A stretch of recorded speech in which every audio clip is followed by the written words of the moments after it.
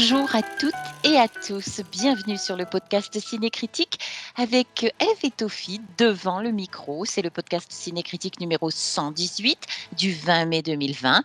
Bonjour Tofi.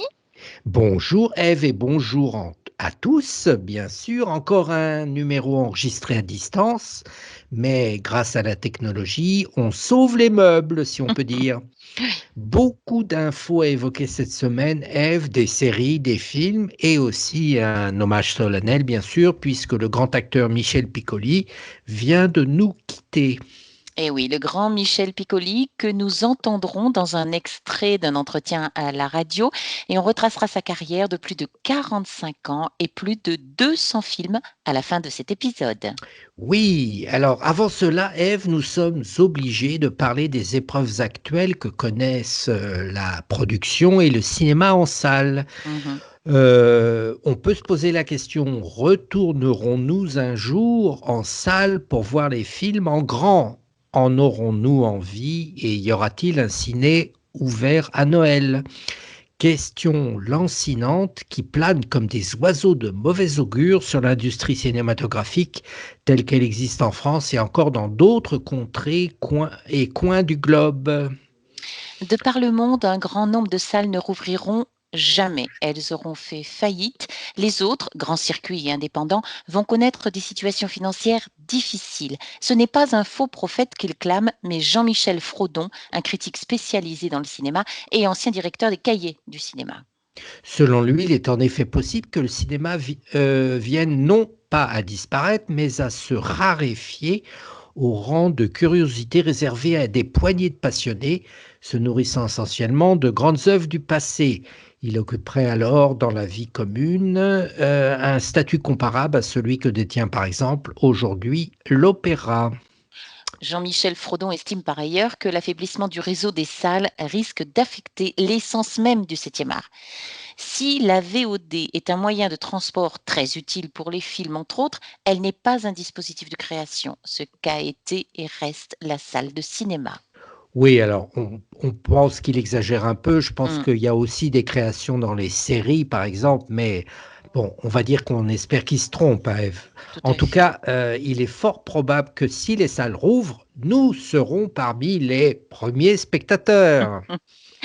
Par ailleurs, Tofi, une petite nouvelle pour les Parisiens. On vient d'apprendre que la mairie de Paris a voté un plan d'aide exceptionnel de 15 millions d'euros aux acteurs culturels, dont 300 000 euros pour les 36 cinémas indépendants de la capitale, en complément des subventions habituelles. Un petit geste, certes, mais symbolique. Ok, bonne nouvelle donc. Allez, retour au cinéma à domicile. Je vous propose de démarrer avec d'abord des infos sur les chaînes de télé qui continuent à leur façon à fêter le Festival de Cannes que, comme vous le savez, n'a pas eu lieu, et notamment la quinzaine des réalisateurs qui débarquent sur France TV. France Télévisions a souhaité mettre à l'honneur la création et les auteurs au travers des films qui ont marqué sa sélection comme Ma vie de courgette, Pieds nus sur les limaces, Toto le héros, La promesse et bien d'autres à venir. Oui, tous ces films sont accessibles sur Internet via son site web, facilement accessible, France.tv. On attaque une série maintenant, Tofi, et nous partons dans le bayou de la Nouvelle-Orléans.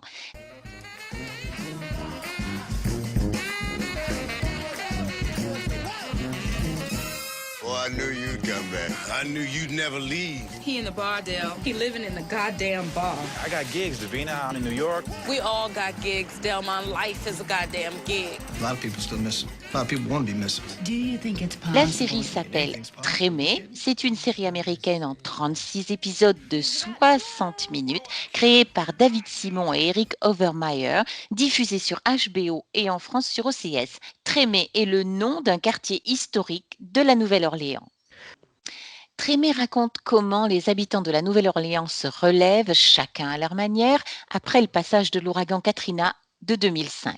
L'immersion dans l'univers musical de la ville, ses croyances et ses traditions est indispensable pour adhérer à cette œuvre qui se positionne parmi les meilleures de HBO. C'est à la fois le portrait d'une ville dévastée, mais également et sans doute plus encore une histoire de personnages. Un prof de littérature rongé par la colère face à l'incurie des autorités, sa femme Tony, avocate qui enquête sur la disparition d'un jeune homme juste avant l'ouragan, La propriétaire d'un bar, la propriétaire d'un restaurant, un passionné de musique sans emploi, un tromboniste qui court après les cachets et surtout Big Chief, figure symbolique extrêmement importante dans la tradition de la ville. Et enfin, deux jeunes musiciens qui vivent en jouant dans la rue. vous avez compris, c'est à travers ces personnages qui finiront par se croiser que vont s'exprimer les sentiments communs à l'ensemble de la population.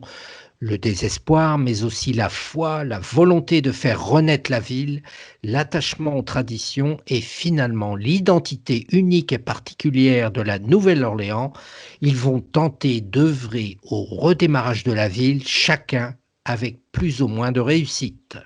Ensemble, ils soutiennent une même démarche et revendiquent une même idée, le refus de la fatalité. Dans Trémé, la musique est partout, Tofi. Presque de manière permanente, il y a au moins une, voire deux chansons live par épisode. Toutes les sortes de musique, Eve, y Mhm. sont présentes. On y croise des artistes rock comme Elvis Costello, du rhythm and blues, du modern jazz et du jazz classique, avec de nombreux musiciens et producteurs de la scène de la Nouvelle-Orléans. La présence de ces artistes donne une crédibilité à la série et on comprend alors que la musique est l'ADN de la ville et de ses habitants. Elle est ici l'incarnation de l'espoir en des jours meilleurs. Trémé est une série réellement attachante et addictive, à mi-chemin entre la fiction et le documentaire, avec une caméra immergée au sein de ses protagonistes. On vous la conseille, vous passerez un excellent moment, parsemé de jolis mots de français dans les dialogues, les prénoms et noms de lieux dits ou quartiers. La Nouvelle-Orléans a en effet, comme le Québec, une histoire et une ancienne culture francophone. La série Trémé est accessible sur OCS.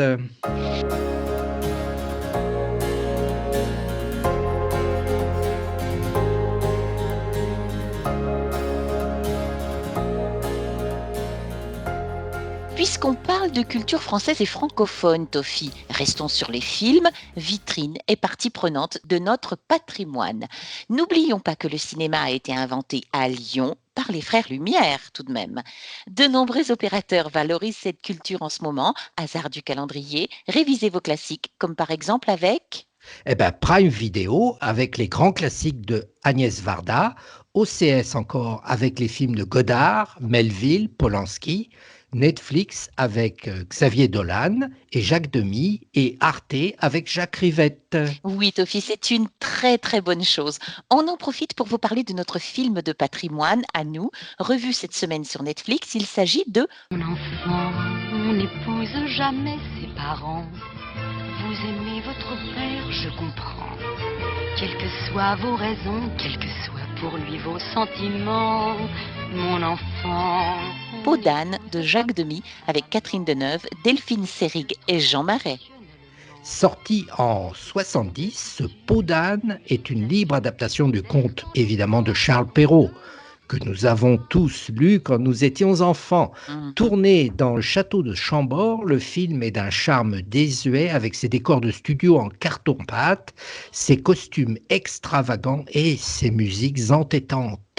Ce style de cinéma demande un temps d'adaptation en faisant appel à notre sensibilité et nos souvenirs d'enfants, tel un rêve éveillé. Derrière son apparente légèreté, Peau d'âne aborde le thème délicat du tabou de l'inceste ou de la hiérarchie sociale avec une infinie délicatesse. Avec sa photographie et ses couleurs surexposées, ses décors originaux, la mise en scène est pleine d'élégance, notamment avec ses enchaînements originaux. Peau d'âne est un très beau film sur la forme qui vieillit plutôt bien, Ève. La restauration dont il a fait l'objet rend ce film appréciable aux jeunes générations. Il est un enchantement pour les enfants, décor, costumes et histoire d'amour, mais avec une double lecture pour l'adulte que nous sommes.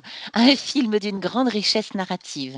La poésie en images pour un film intemporel, on vous le conseille. Oui, alors Peau d'âne est disponible sur Netflix, comme une grande partie des films d'ailleurs de Jacques Demy.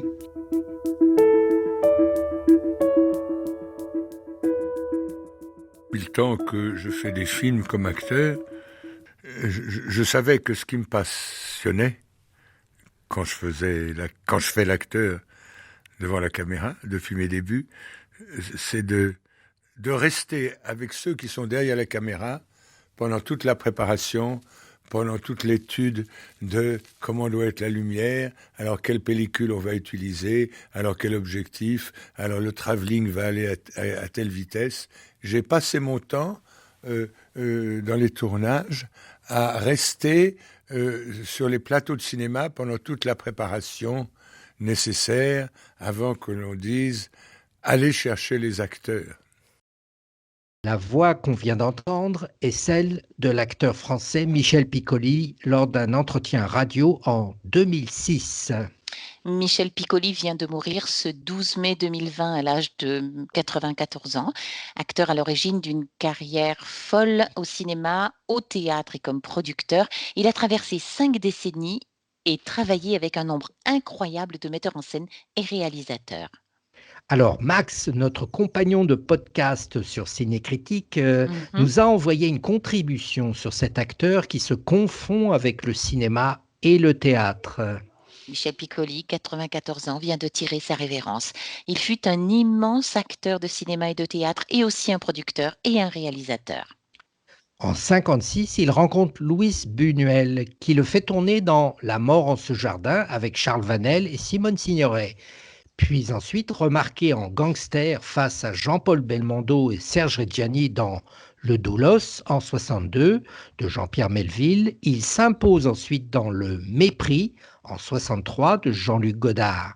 Il y donne la réplique à Brigitte Bardot commentant son corps nu dans une scène devenue culte. Je vois mes pieds dans la glace. Oui, Tu les trouves jolis? oui, très. Et mes chevilles, tu les aimes? Oui, Tu les aimes mes genoux aussi? oui. J'aime beaucoup tes genoux. Et mes cuisses? Aussi.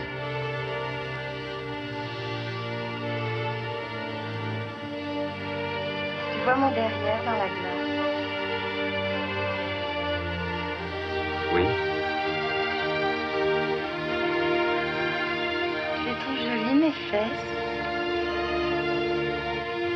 oui. Très. Il a tourné 6 fois avec Romy Schneider, avec Philippe Noiret, Marcello Mastroianni, Agnès Girardot, Jeanne Moreau, Yves Montand et bien d'autres. Et il a conquis des grands noms du cinéma comme Jean Renoir, Jean-Luc Godard, Louis Buñuel, Claude Sautet, Agnès Varda, Costa Gavras, Jacques Demy et même Alfred Hitchcock dans L'étau en 1969. Eh ben dis donc. Mhm. Alors, s'il fallait en plus ne citer que quelques films, on retiendrait Belle de jour de Louis Buñuel en 67, Les Mhm. choses de la vie de Claude Sautet en 70, Max et les ferrailleurs du même Claude Sautet en 71 et La grande bouffe de Marco Ferreri en 73. Et on Le continue s- la liste. On continue tout à fait, Tofi, Le saut dans le vide de Marco Bellocchio, 1980 prix d'interprétation masculine à Cannes, La fille prodigue de Jacques Doyon en 1981, Milou en mai de Louis Malle en 1990, La belle noiseuse de Jacques Rivette en 91, Abemus Papam de Nanni Moretti en 2011 et Holy Motors de Léox Carax en 2012. Une carrière extraordinaire, Ève. Mm. Michel Piccoli a aussi foulé les planches d'innombrables théâtres et a été dirigé par Jacques Audiberti, Jean Villard, Jean-Marie Serrault, Peter Brook, Luc Bondy et Patrice Chéreau. Monument du cinéma et du théâtre, acteur génial, immense star, oui, Michel Piccoli était tout cela avec un talent inné et une vive intelligence des rôles, mais aussi un homme du temps réel, un citoyen engagé et exigeant, une présence impressionnante, un joyeux et fidèle ami, a tweeté Bernard Pivot. Et on rajoutera le petit clin d'œil et le salut de Brigitte Bardot qui, par un communiqué AFP, déclare « Il avait du talent, de l'humour et il aimait mes fesses. Il était mon partenaire dans le mythique Le Mépris de Jean-Luc Godard. » et de conclure avec un certain humour. Nous avons interprété le mépris, mais partagé une grande estime réciproque. Les derniers embruns de la nouvelle vague me laissent seul sur la plage abandonnée. Ah, c'est très très beau. Le monde entier du théâtre et du cinéma salue cette semaine ce grand acteur. Et voilà, Ève, sur ces souvenirs, nous avons terminé. Ève, on vous le rappelle, le podcast Ciné Critique, c'est toutes les semaines, le mercredi, toute l'information sur le cinéma à domicile, l'actualité du cinéma et la culture en général, et bien sûr les critiques de films. Très très bien, Tofi. Et en fonction de l'actualité, on continuera à vous donner des infos sur le cinéma et à vous conseiller des films en vidéo, notamment les bons plans. N'hésitez pas à parler de notre podcast autour de vous, de vous abonner, de le noter à partir de votre application préférée. Et nouveauté, Ève, le podcast Ciné Critique est présent sur YouTube. Vous tapez podcast Ciné Critique et nous apparaissons. N'hésitez pas à vous abonner. Très très bonne semaine à toutes et à tous et à mercredi prochain.